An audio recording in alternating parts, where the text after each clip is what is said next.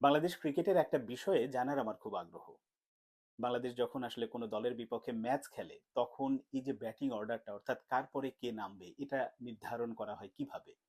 এটা কি দেশ ছাড়ার আগে অর্থাৎ বিশ্বকাপ বা কোনো সিরিজ খেলার আগেই আসলে দেশ থেকে নির্ধারণ করে আসে যে কার পরে কে নামবে এরকম? নাকি প্রতি ম্যাচের আগে বিসিবি সভাপতি নাজমুল হাসান পাপন আসলে ফোন করে দেন যে একাদশ এমন হবে, কার পরে কে নামবে, ব্যাপারটা এরকম? নাকি আসলে ম্যাচের সিচুয়েশন বুঝে কোচ এবং অধিনায়ক ঠিক করেন যে আসলে কার পরে কে নামবে? আমি কথাগুলো বলছি কেন নিশ্চয়ই বুঝতে পারছেন।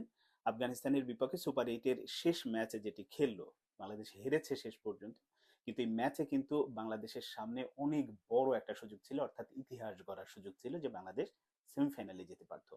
বোলাররা অসাধারণ বল করেছে, বল করে খুব অল্প রানে আটকে রেখেছিল এবং ওই রানটা ১১৬ রান বাংলাদেশ যদি ১২.১ ওভারের মধ্যে আসলে করতে পারতো, তাহলে বাংলাদেশ কিন্তু অস্ট্রেলিয়া আফগানিস্তানকে টপকে বাংলাদেশ সেমিফাইনালে যেত।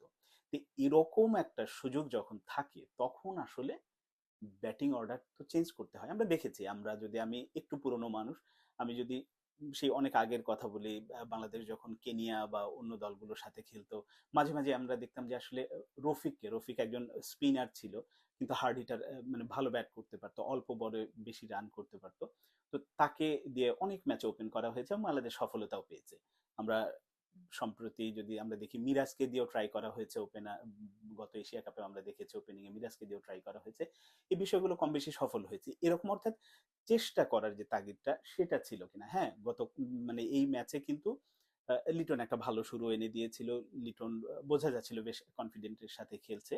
লিটনের পরে যখন তানজিম আসলে আউট হলো, শান্ত পর্যন্ত ঠিক আছে, যে হ্যাঁ শান্তকে দিয়েও মানে ঠিক আছে। শান্তর পরে যে ব্যাটিং অর্ডারটা শুরু হলো, এটা আমার কাছে একেবারে হাস্যকর মনে হয়েছে।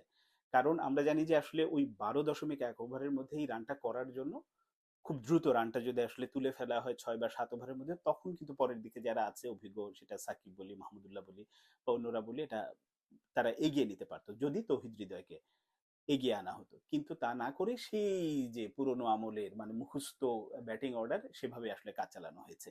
এই যে ব্যাপারগুলো আসলে কোচিং স্টাফ, কোচ হাথুরা সিংহে আসলে কতটা এই নিয়ে ভাবেন, আমার খুব প্রশ্ন। মানে এটা বড় আকারেই উঠেছে, শুধু আমার না, আমার ধারণা অনেকের মনে উঠেছে। অথচ কালকে যদি আফগান কোচিং স্টাফদের আচরণগুলো দেখেন, বা প্রত্যেকটা মুহূর্তে প্রতি বলে তারা ইনস্ট্রাকশন দিচ্ছে কি করা উচিত। হ্যাঁ, তাদের সামনে যেমন সুযোগ ছিল, বাংলাদেশের সামনেও কিন্তু সুযোগ ছিল, কিন্তু সেই তাড়নাটা কি আসলে কোচিং স্টাফের মধ্যে ছিল কিনা, নাকি তারা আসলে অনেক বেশি ভাব গাম্ভীর্য, অনেক উঁচু মানের কোচ, সেজন্য চুপচাপ বসে থাকা একটা লক্ষণ। মানে আমার কাছে হাস্যকর মনে হয়েছে যে সুযোগটা কাজে লাগানো উচিত ছিল, সেটা বাংলাদেশ মোটেও করেনি। একইভাবে যদি আপনি মাশরাফির কথা বলি, মাশরাফি কিন্তু তার ফেসবুক স্ট্যাটাসে এটা বলেছে যে বাংলাদেশ ১২.১ ওভারের মধ্যে রান তাড়া করতে গিয়ে যদি ৫০ রানে অল আউট হয়ে যেত, আসলে দর্শকরা কি কিছু মনে করতো? আমার কাছে, আমার ধারণা কেউ কিছু মনে করতো না। কারণ ম্যাচটা শেষ পর্যন্ত তো হেরেই গেছে বাংলাদেশ। এই বা ধরলাম যে জিতলই শেষ পর্যন্ত, সেই মানে কোনোভাবে ধুকে ধুকে জিতলো, সেই জেতার মধ্যে কি কোনো কৃতিত্ব আছে? আমার যে লক্ষ্যটা, হ্যাঁ ওইটা যদি দেখানো যেত যে আমি ১২.১ ওভারের মধ্যে একটা রানটা তাড়া করতে গিয়ে আমি হেরে গেছি, কিছু মনে করতো না। সাহসের পরিচয় দিত, বাঙালি মানে ক্রিকেটারদের প্রশংসা করতো। এবং প্রশংসা করার বদলে এখন তো সমালোচনা হচ্ছে, এবং সেই সংবাদ সম্মেলনে এসে নাজমুল হোসেন শান্ত আসলে আসলে ক্ষমাও চেয়েছেন সবার কাছে যে আমরা ভুল করেছি, ব্যাটিং লাইন আপ আমরা ঠিক মতো জ্বলে উঠতে পারিনি, কাজ করতে পারিনি। এই ক্ষমা চাওয়া তো আসলে কোনো সমাধান না। এবং শান্তর এই ক্ষমা চাওয়ার পেছনে কিন্তু দর্শকদের যে মন্তব্যগুলো, অজস্র গালিগালাজ, বা এটা আসলে হতো না যদি ওই সাহসিকতার পরিচয়টা দেয়া হতো। আমি শুধু ক্রিকেটার না, আমি কোচিং স্টাফের একেবারে স্পেসিফিক দোষটা দিচ্ছি। আর একটা বিষয় আবার ক্রিকেটারদেরও মানে দোষ দিতে হয়। মাহমুদুল্লাহ রিয়াদ ভাই, আপনার আমার কাছে মনে হয় যে ব্যক্তিগতভাবে আমি আক্রমণ করছি না, কিন্তু তারপরে সমালোচনার জায়গা আছে। একজন ক্রিকেটার হিসেবে আপনার দায়িত্ব। আপনি ভুল সিদ্ধান্ত ব্যক্তিগত জীবনেই নিয়ে রেখেছেন, অর্থাৎ আপনি একজন টেস্টের জন্য খুব ভালো প্লেয়ার, আপনি সেখান থেকে অভিমান বলি বা নিজের যে কোনো কারণে বলি টেস্ট থেকে সরে এসেছেন, খেলছেন টি-টোয়েন্টি। আপনার জন্য যে জায়গাটা অ্যাপ্রোপ্রিয়েট ছিল, সেই জায়গা থেকে সরে এসে অন্য জায়গায়, অর্থাৎ ভুল সিদ্ধান্ত নিজে নিজে এসে বারবার ওই সিঙ্গেলস নেয়া, ডট বল খেলা, বল নষ্ট করা, এটা আসলে পরের ব্যাটসম্যানদের উপরে চাপ সৃষ্টি করে, দলের উপরে চাপ সৃষ্টি করে।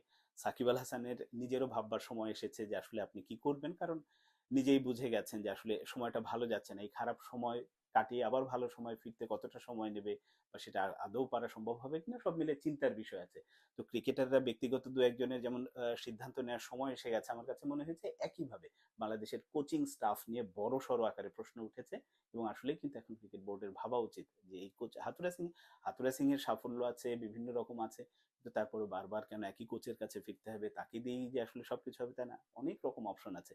এই বিষয়টা না ভাবলে আসলে এভাবেই পস্তাতে হবে।